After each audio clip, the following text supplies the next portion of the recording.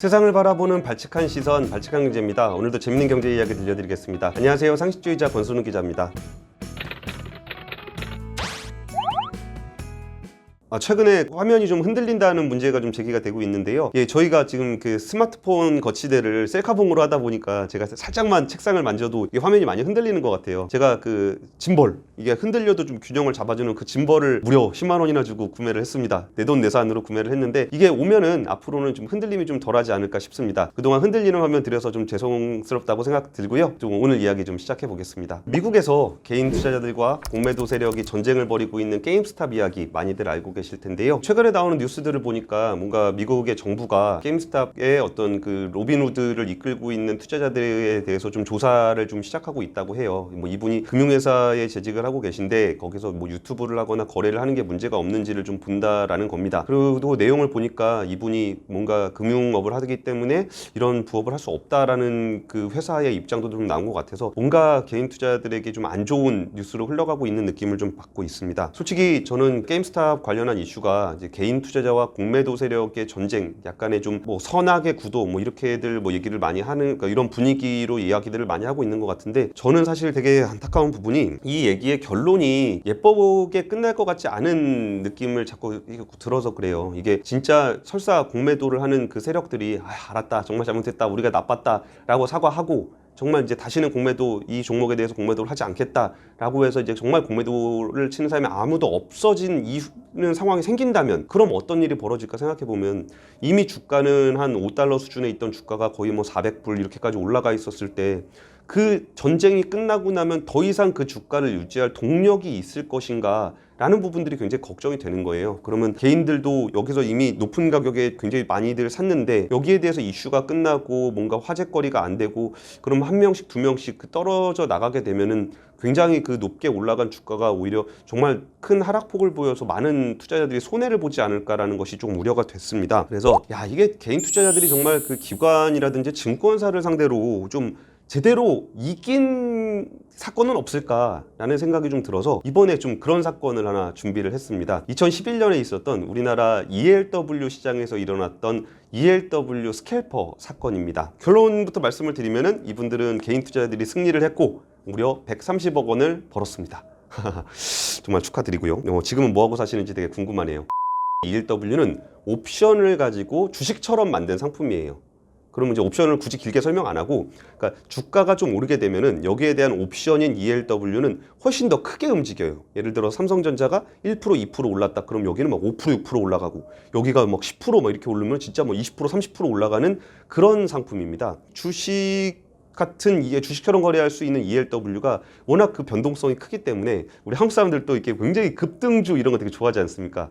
그래가지고 그 당시에 가격 제한폭이 15%였는데 ELW는 정말 그날 20, 30%, 5, 60% 이렇게도 올라가니까 굉장히 ELW 거래를 많이 했어요. 거의 하루에 조 단위로 거래를 하면서 전 세계 ELW 시장 중에 한국이 2등까지 올라가는 정말 우리나라 개인 투자자들이 많이 이용하는 시장이었습니다. 그리고서 이제 이 ELW가 돈을 버는 방식이 되게 특이한데, 이해관계가 ELW는 A라는 투자자와 B라는 투자자가 둘이 거래를 하는 게 아니에요. A라는 주식은 내가 사자를 내면 얘가 팔자를 내고, 얘가 팔자를 내면 얘가 사자가 되면서 이게 거래를 하잖아요. 근데 ELW는 그런 게 아니고 이 사람이 거래를 하는 상대방은 증권사예요. 그러니까 유동성 공급자라고 불리는 증권사인데 주로 외국계 증권사들이 주로 했습니다.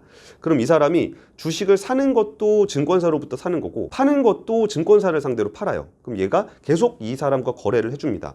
그러면은 이 사람이 이익을 보면 증권사가 손해를 봤냐? 그건 아니에요. 왜냐면 아까 말씀드렸던 것처럼 주식하고 연계가 돼 있기 때문에 주가가 오르면 옵션 가격이 오르고 이런 방식이기 때문에 이 증권사는 이 주가가 올라가는 것에 따른 옵션 상품을 만들어서 파는 거니까 이 사람은 그냥 주가에 맞춰서 팔고, 위로 올라가도 주가에 맞춰서 팔고 그런 거기 때문에 증권사 자체는 이 사람이 ELW로 돈을 벌든 안 벌든 손해를 보지 않아요. 대신 거래를 하는 과정에서 마진을 보는 거죠.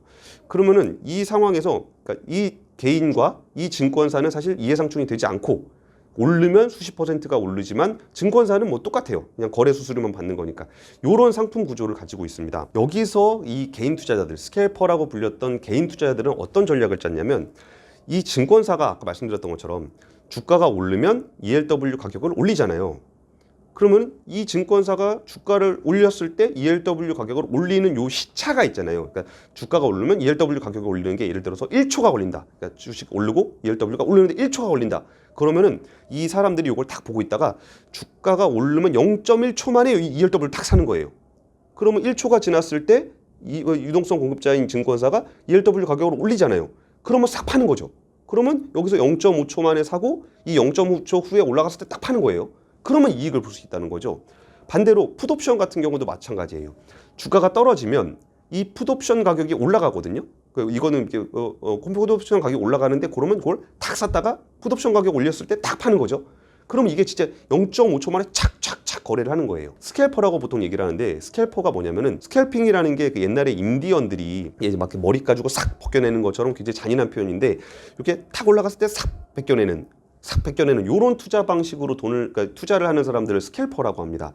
그리고 요걸 스캘핑이라고 부르는데 그러면은 거기서 이게 아까 말씀드렸던 것처럼 일단 이 주가가 올랐을 때 요 ELW 가격이 어떻게 올라가는지를 아는 개인이어야 돼요. 그리고 이게 1초 만에 올랐을 때 0.5초 만에 탁 파고들 수 있는 그런 알고리즘이 하나 갖고 있어야 되고 그리고 그렇게 빠르게 걸어야 할 수 있는 전용망이 있어야 됩니다. 그래서 이 거래를 했던 그 사람들은 요 방식에 대해서 굉장히 잘 알고 있었던 사람들이고 그리고 요거를 뭐 이렇게 탁탁탁 먹었을 때 뭐 대단하게 한 번에 큰 돈을 버냐? 그렇진 않아요. 이게 한 틱 이렇게 먹기 때문에 뭐 한 번 먹을 때 뭐 10원, 뭐 20원 이렇게밖에 안 벌지만 굉장히 빨리, 굉장히 많이 거래를 하기 때문에 이거를 이제 고빈도 매매라고 보통 부릅니다. 하이 프리퀀시 트레이더라고 부르는데 굉장히 많이 막 5원 오르면 팍 먹고 10원 오르면 탁 먹고 뭐 이런 방식으로 해갖고 무려 130억 원을 벌었다는 겁니다. 그리고 이런 거래가 가능하게 하려면 아까 요 증권사 LP라는 ELW를 거래해주는 증권사가 있고 이쪽에는 이 ELW를 거래를 도와주는 그러니까 우리가 주문을 내주는 증권사가 있잖아요. 그러면은 이 투자자들이 이 어떤 증권사를 통해서 LP하고 이렇게 거래를 할 때 요걸 빨리 거래할 수 있도록 전용망을 열어주는 증권사가 있어요. 그러니까 스캘퍼들이 그 증권사에 가면은 증권사가 요 망을 이용하면 빠르게 거래를 할 수 있으니까 저기 유동성 공급자 ELW 증권사하고 빨리빨리 거래를 하십시오. 얘보다 더 빨리 거래를 해서 돈을 버십시오 하는 거고 그럼 이쪽 증권사는 어떤 이익이 있냐? 아까 이 스캘퍼들이 굉장히 빨리 많이 거래를 한다 그랬잖아요. 그러니까 거래 수수료가 엄청 많아지는 거예요. 그래서 뭐 이때 어떤 해프닝도 있었냐면은 이 증권사가 스캘퍼들이 여기서 전용망을 이용해서 돈을 많이 벌었다고 하니까 수수료로 다른 증권사가 야, 저 투자자들을 우리 증권사로 유치를 해라. 이 증권사 갔다가 저 증권사 갔다가 뭐 이 스캘퍼들을 막 진짜 우리 고객님 많이 거래하는 고객님들을 유치하기 위한 그런 경쟁도 있었습니다. 여기서 그 ELW를 이제 거래를 해주는 외국계 증권사들 입장에서는 이 스캘퍼들이 자꾸 와가지고 자기네 거래를 이렇게 탁탁탁 빼가니까 이게 이제 그 증권사 입장에서는 좀 손해를 보거든요. 별로 좋은 게 아니거든요. 가격이 좀 왜곡이 되니까. 근데 생각해 보니까 이 ELW를 거래할 때 이 스캘퍼들이 막 거래를 일으키면은 그 ELW가 거래량이 많아지잖아요. 그러면 다른 투자자들 있잖아요. 다른 투자자들이 거래가 많이 되는 요 ELW를 보면서 야, 저기에 뭔가 있나 보다. 저기에 뭔가 되게 호재가 있나 보다 해서 이 거래량이 많은 ELW를 또 거래하는 고객을 이렇게 끌어들이는 그런 효과가 있었던 거예요. 그래서 이 외국계 그 LP 증권사들도 이게 사실 우리한테는 굉장히 안 좋은 투자자긴 한데 이걸 또 우리가 또 ELW를 마케팅을 해주는 효과도 있구나.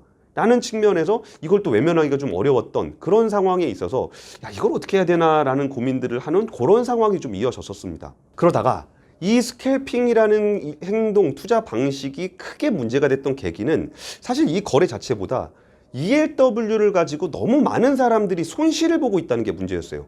그 당시에 우리나라 개인 투자자들이 정말 조 단위로 막 거래를 하고 있는데 거의 80% 이상 손실을 보고 있다는 통계가 계속적으로 나왔고 그리고 어떤 국회나 이런 쪽에서 계속적으로 지적을 한 거예요. 아니 어떻게 이렇게 일방적으로 80%가 깨지는 시장이 있을 수가 있냐. 이건 뭔가 상품 구조에 문제가 있다라고 해서 계속적으로 지적을 했었고 그러면 이 스캘퍼들의 어떤 거래 행동 때문에 나머지 개인 투자자들이 손해를 보고 있는 게 아니냐 라는 문제 제기가 시작되면서 이 사건을 좀 더 공식화하고 검찰이 수사를 하는 단계까지 가게 된 겁니다. 근데 여기서 좀 고민이 되는 거예요.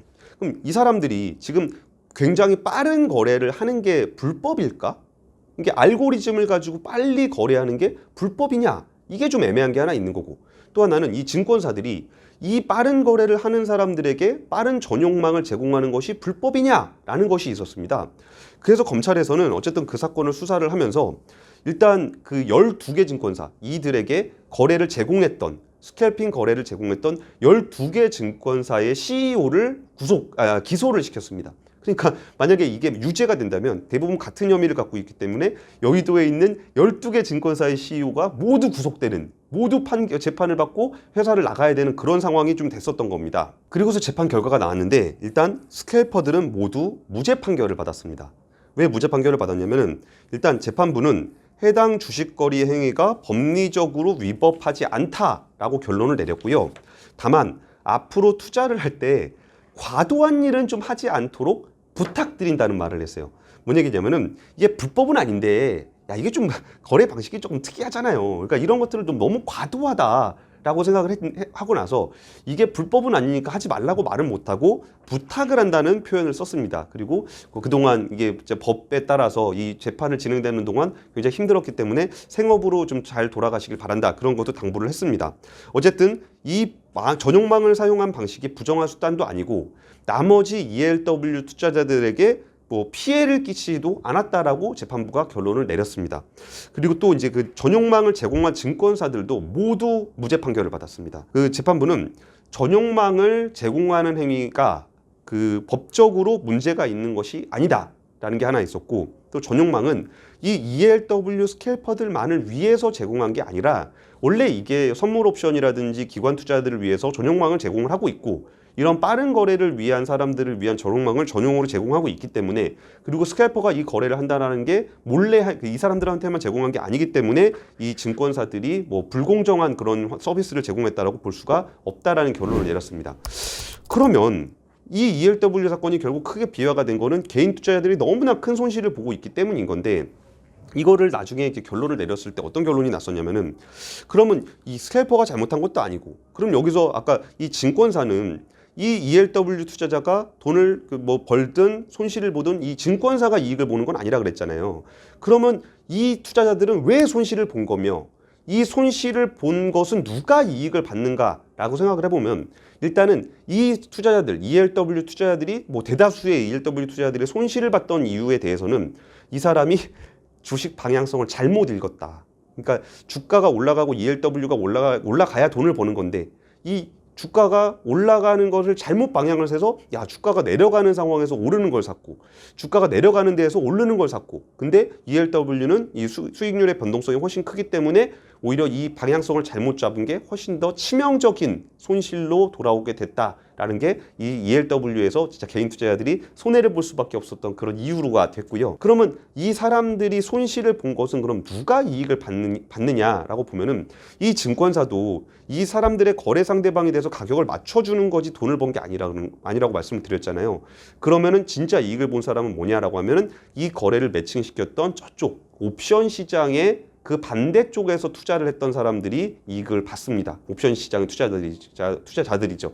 그러다 보니까 어쨌든 ELW LP 증권사도 문제가 없고, 거래망을 제공한 사람도 없고, 스캘퍼도 문제가 없었다. 그리고 스캘퍼들도 자신들의 어떤 그 알고리즘과 투자 패턴을 이용해서 LP들을 상대로 뭔가 거래를 했던 부분들은 결국은 특별한 문제가 없었던 걸로 결론이 났고 130억 원이라는 돈을 벌게 됐습니다. 근데 앞으로 이런 거래를 많이 할 수는 없어요. 그때 어쨌든 이 행위가 불법은 아니라고 이제 결론이 났지만, 일단 첫 번째 개인 투자자들이 ELW 시장에서 너무 손실을 많이 본다라는 문제가 제기가 되면서 ELW에 대한 규제가 굉장히 강화가 됐고, 그래서 ELW를 이제 그렇게 마음대로 거래를 할 수가 없게 되다 보니까 시장 자체가 굉장히 쪼그라들어서 더 이상은 지금 사실 요새 ELW 하시는 분 별로 없잖아요. 굉장히 좀 유명무실한 세계 2위 시장에서 유명무실한 시장이 됐고, 그 전용망 제공과 관련해서도 다양한 어떤 규제들이 생기면서 이런 부분들이 좀 많이 제한이 됐습니다.